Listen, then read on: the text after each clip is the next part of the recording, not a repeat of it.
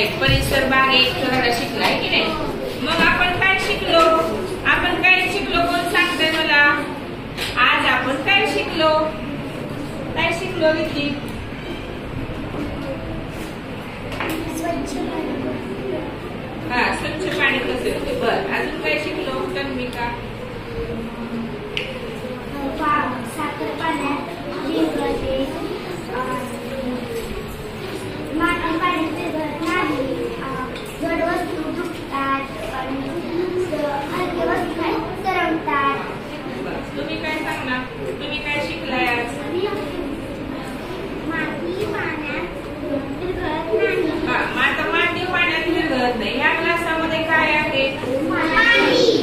सांगतो मला काय माती पाण्यात विरघळत. आपण क्लासामध्ये काय घेतलं? पाणी. त्यात काय घातली? मग माती खाली जाऊन बसली आणि पाणी वर आले. माती विरघळली का? माती पाण्यामध्ये आपण काय शिकलो?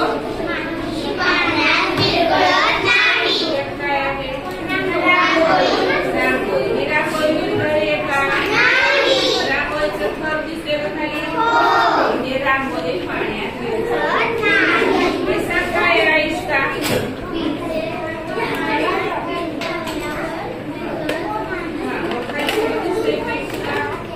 खाली सगळं काय जमा झाले? म्हणजेच पीठ पाण्यामध्ये विरघळत नाही. त्यात काय आहे?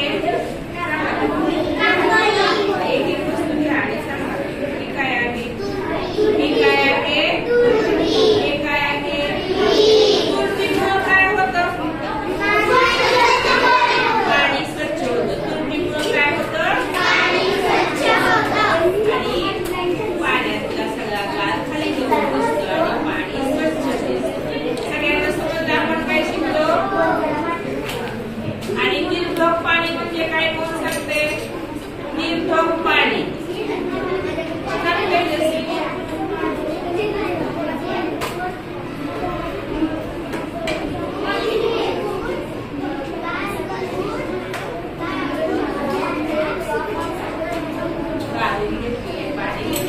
अजून कोण सांगते? निर्धोक पाणी म्हणजे काय? मला एक सांग.